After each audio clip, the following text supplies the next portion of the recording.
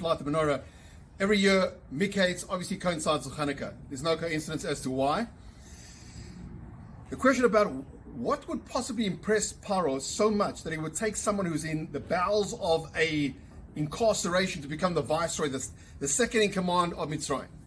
So Rav Palm says in Ateres Avram that the real ikka thing that supposedly was Matzah Chain that impressed Paro was the fact that once he discerned the dream, so to speak, of Paro, he could have had anything. He could have taken full credit. He nailed it. He crushed it. And in consideration for that, Paro, I want it. He said, no, I'm just a conduit. I'm just a vessel. I have siyata dishmaya. This is a gift that I've got from HaKadosh Baruch Hu. He completely took his ego out. The concept of taking our ego out, ego, edge, God out, is very germane to Chanukah. How is that so?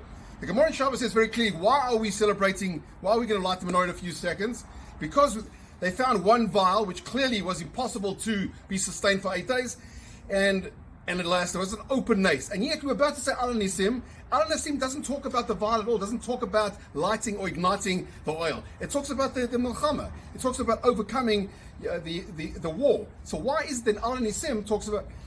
So there's many different Sfarim that talk about the fact that the reason why Al Nisim talks about that, it's very, very clear. It was an open nace. That's something that's supposed to last for 1 day, that lasts for 8. It's clearly Lamala B'derech HaTorah. But when we're involved in an altercation, we're involved in a war, we could say it's our prowess, it's our dexterity, we had this whole thing.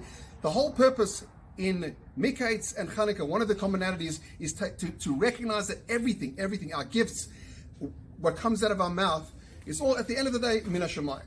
How's that relevant to what we're about to do when we go back home? Is that the light is always indicative of neshama. If you see with not only with Neiros, it says in Sfarim that if you notice a flame always goes up. And neshama is always striving for the above. What can possibly taint the brightness of it? It's our ego. When your ego is in the way, the brightness and the beauty of neshama somehow gets tainted. The whole purpose of Chanukah is Purusim Nisa. The whole purpose is to show the Welt. So if we can light the menorah in front of our windows, whatever, and show the world without our ego, the neshama, the brightness of a Yiddish neshama, Be'ez Hashem, should reach the four corners of the earth.